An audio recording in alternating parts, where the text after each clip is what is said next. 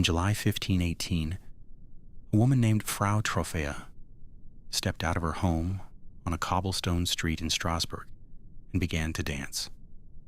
No music was playing. She simply started moving, her body twisting and kicking in the summer heat.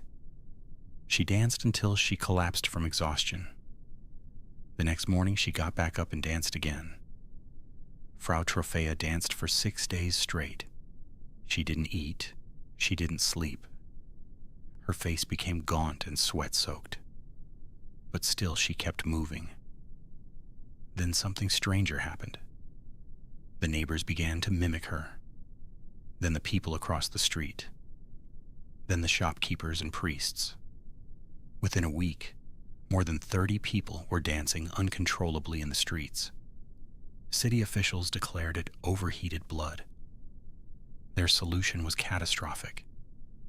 They built enormous wooden stages and hired musicians. Let them dance until the sickness exhausts itself. It backfired horribly. The public gathered to watch the wild-eyed dancers spinning and convulsing. They heard the pounding drums. They felt the contagion ripple through the crowd, and more joined in. By the end of July, 400 citizens were dancing in a helpless frenzy. They kicked and twisted for days without rest.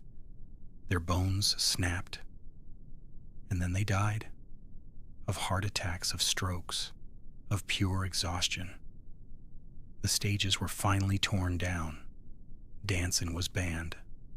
The worst afflicted were taken to the shrine of St. Vitus, and remarkably, they stopped.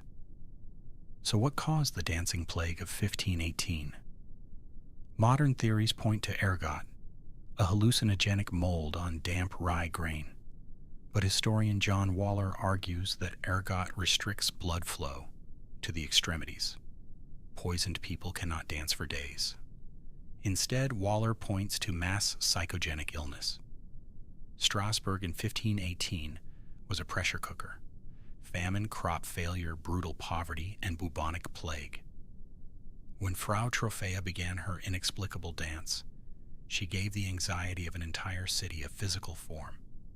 The dancing plague of 1518 remains unsolved. Was it mold in the bread? Mass hysteria?